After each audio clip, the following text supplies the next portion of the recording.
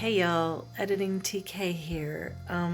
It looks like for the beginning of this video, I lost my footage for the introduction. So here's the introduction. In this video, we're going to be making the vegan deviled egg recipe from Tabitha Brown. And if you don't know who Tabitha is, check out her fantastic YouTube channel and check her out on Instagram. She's really great. She's really inspirational. And I wanted to try this recipe for myself because I love eggs and I can't eat them and I miss them terribly. So this recipe is going to include a filling that's, if you haven't seen Tabitha's recipe yet, it's going to include a filling that's made of chickpeas and avocados and some spices and some relish. And then we're going to use mushroom caps for the outside of the deviled egg. So all that would have been in my introduction if I hadn't lost the footage. So when we get into this video, we're just going to jump right in at the point of processing the chickpeas and making the filling. Let's go. Hey, hey, yeah, let's just all get faded. Let's just all get faded. Yeah, hey. The thing about garbanzo beans is when you use them like right out of the can like this, they're hard, okay? Sometimes they have a skin on them, right? They're in a skin. I don't really want that skin in my filling. So I am going to cook these so that they get much softer, and then that way my filling is going to be really, really creamy the way that it would be if I was using a real boiled egg yolk. And I'm going to cook them on low for probably about 20 to 30 minutes. I'm just going to let them sit there in a little bit of simmering water, about 20 minutes. I really, really want these to be soft. And what I have here is just enough water to cover. I actually think I'm going to reduce that water to about half.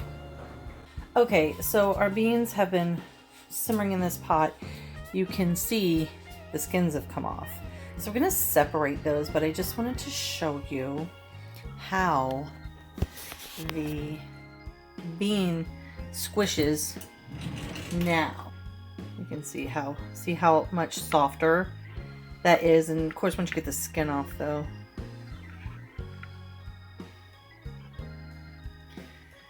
Yeah, so that's super creamy. You can see that's very different than what we had before.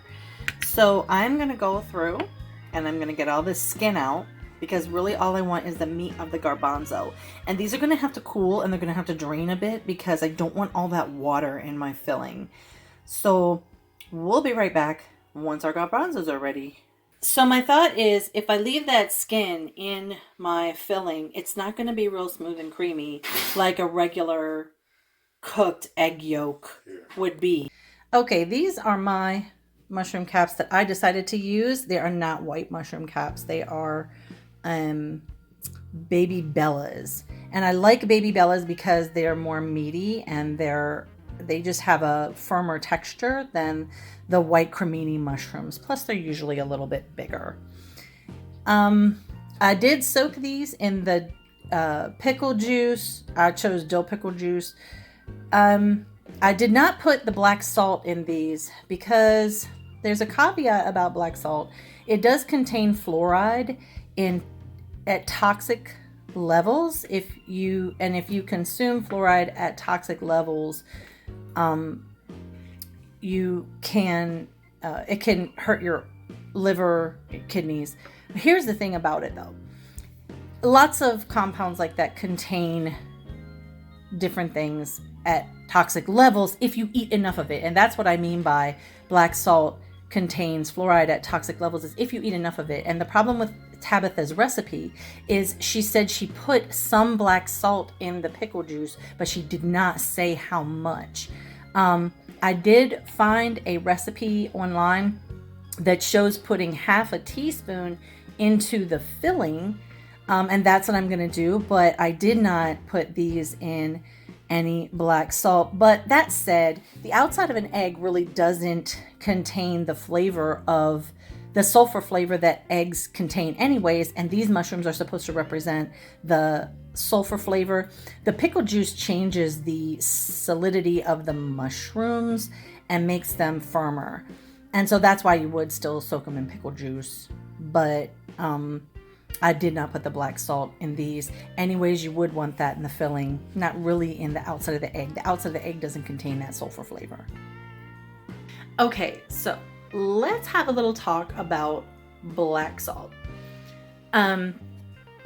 So on WebMD, I found a lot of good information about black salt and the benefits that it has. There is a caveat to it where if it's consumed in too high of quantities, then some bad things can happen and it can cause like kidney stones and some other things like that. But again, this kind of toxicity of anything in high quantities, certainly can occur, but they do warn you with black salt that it's something that just needs to be taken in moderation. I just wanted to clarify that the reason I did not soak my mushrooms in the black salt brine that Tabitha used is because she didn't provide quantities of black salt, and mushrooms do absorb a lot of what they sit in.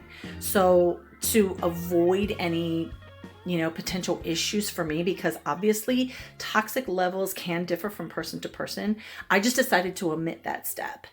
I am going to be using a different recipe that I found from Anastasia online,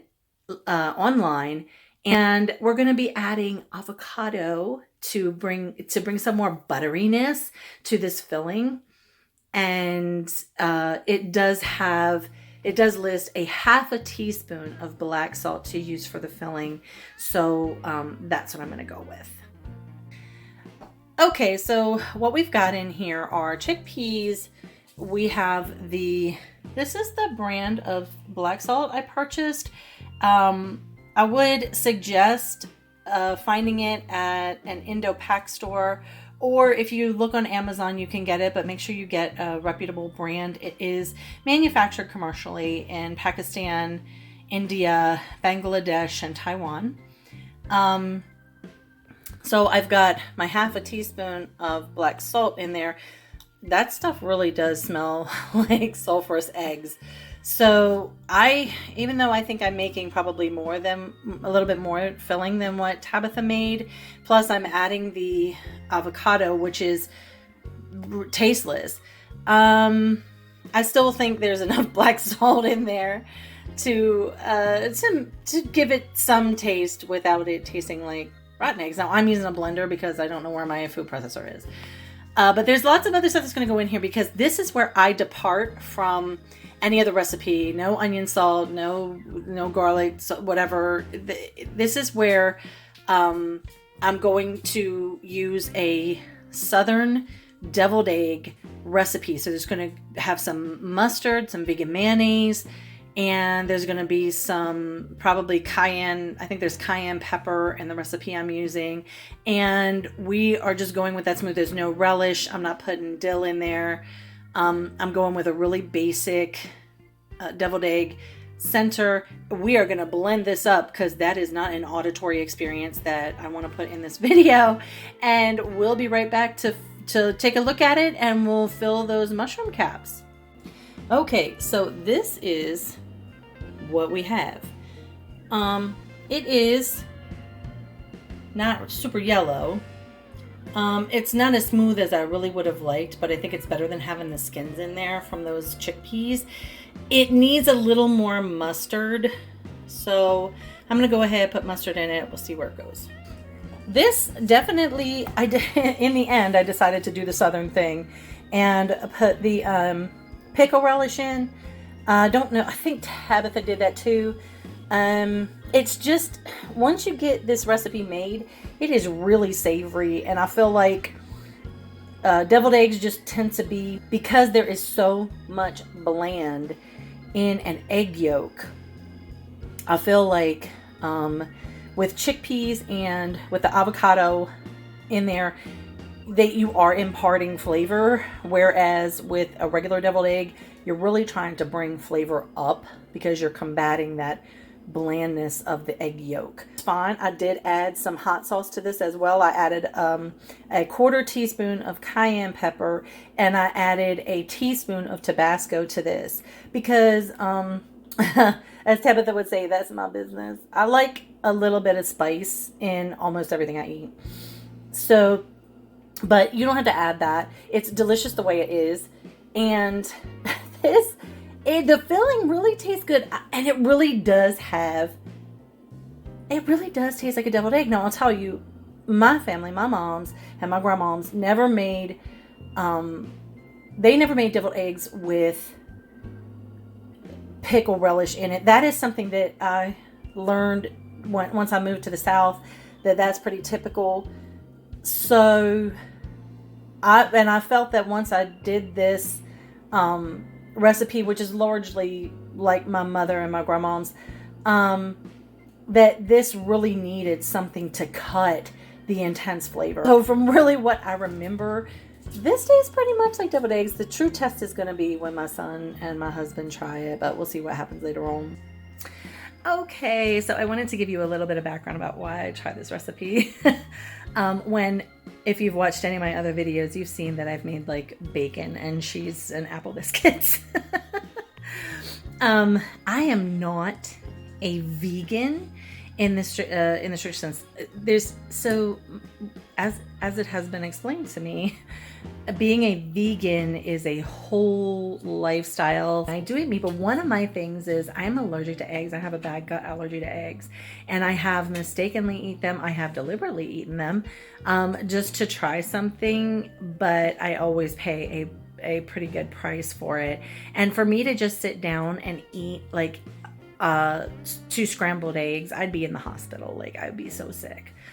So one of the things that I've tried to incorporate more plant-based foods into my diet, because I do know that eating more plant-based foods is healthier for people my age. But I don't shun meat or whatever, but I feel like to each his own. And if you are a vegan, I think that's great.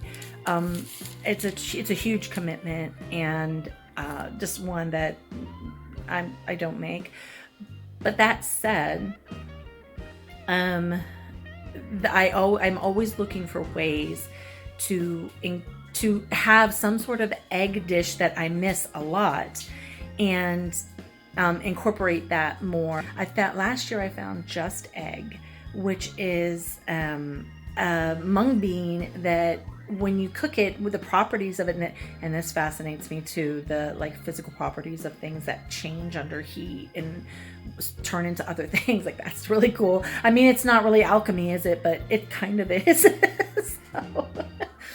are vegans alchemists? They might be. Okay. So, that's why I'm doing this recipe, because I really miss deviled eggs. I found the Just Egg last year so that I know that I can have like my scrambled eggs and egg sandwiches and things like that. So I wanted to try this one, and that's really why I'm making it. So we're gonna go ahead and stuff these mushrooms, and we're gonna see how this comes out.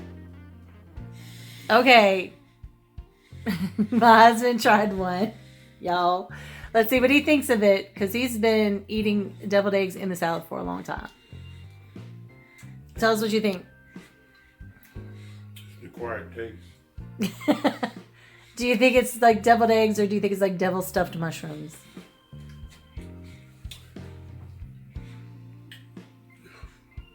I can taste the egg part. There's no eggs in it. Right. And I can taste the mushroom. Yeah. It tastes like someone drop an egg into like a mushroom, try to wash it off. Put it in somebody's mouth. Can I eat another one? Yeah. You want? Okay, so I'm gonna try one now.